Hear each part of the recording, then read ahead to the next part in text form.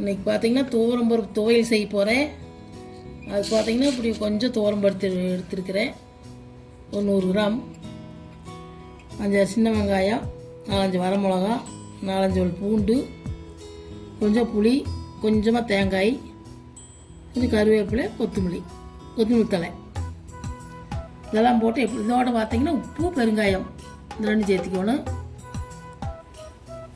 மஞ்சத்தூள் கொஞ்சம், இதெல்லாம் போட்டு எப்படி செய்யணும்னு காமிக்கிறேன். அடுப்பு பற்ற வச்சுக்கோங்க, வடைச்சட்டி வச்சுக்கோங்க.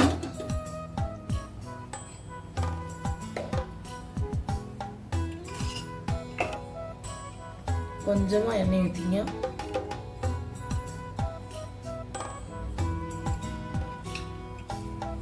முதல்ல துவரம்பருப்பு போட்டு வறுத்துக்கலாம்.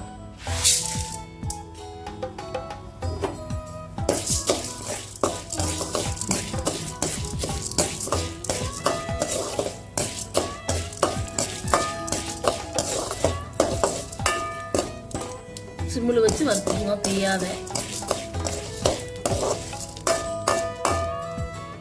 சட்னி பார்த்தீங்கன்னா இட்லி, தோசை, சாப்பாட்டுக்கு எல்லாம் சாப்பிட்லாம்.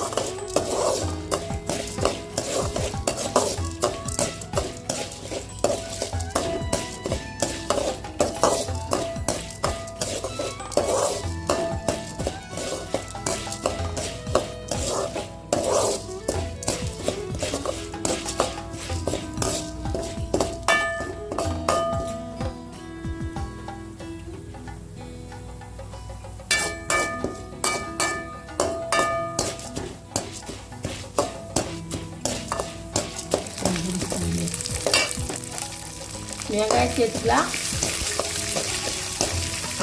பூண்டையும் சேர்த்துக்கலாம், மிளகாயும் சேர்த்துக்கலாம். நல்லா போட்டு நல்லா வதங்கிட்டு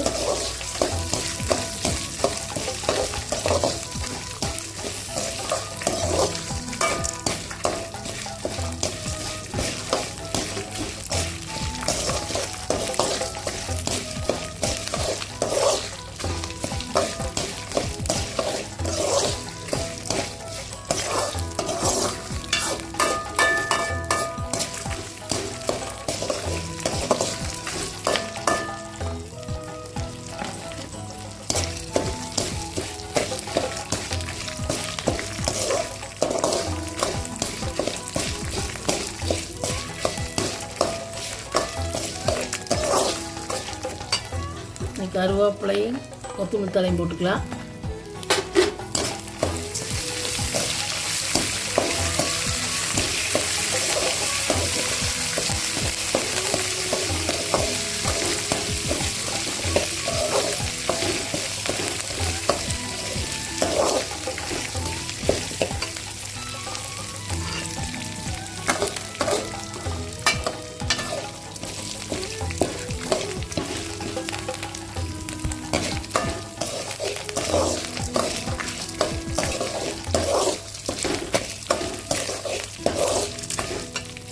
தேங்காயும் புளியும் சேர்த்துக்கலாம்.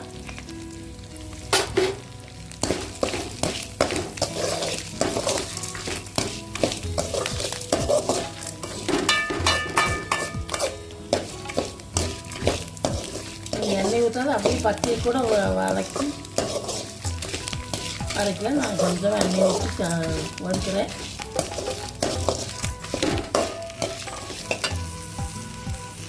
இதோட பார்த்தீங்கன்னா கொஞ்சம் பெருங்காயத்தூள் சேர்த்துக்கலாம்.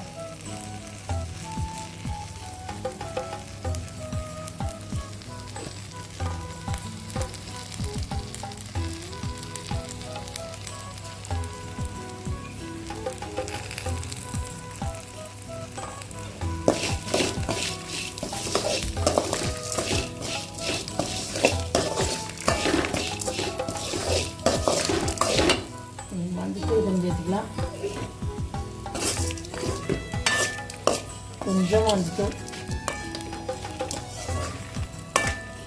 கொஞ்சம் மஞ்சத்தூள் சேர்த்துக்கலாம். இது வதங்கிருச்சு. அடுப்பு ஆஃப் பண்ணிட்டு உப்பு சேர்த்துக்கலாம்.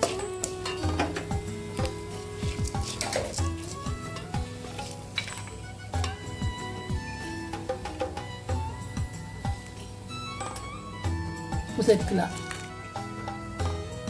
இது சூடானதுக்கப்புறம் அரைச்சிக்கலாம். சட்னி அரைச்சாச்சு, நீ தாளிச்சிக்கலாம். இப்படி எண்ணெய் ஊற்றி கடுகு போட்டாச்சு, கருவேப்பிலை போட்டு தாளிச்சிக்கலாம். நீங்கள் மிளகாய் வேணாலும் காரம் அதிகமாக வேணும் மிளகா போட்டுக்கலாம். நான் மிளகா போடல, கருவேப்பிலை மட்டும் போட்டு தாளிக்கிறேன். போட்டு அடுப்பு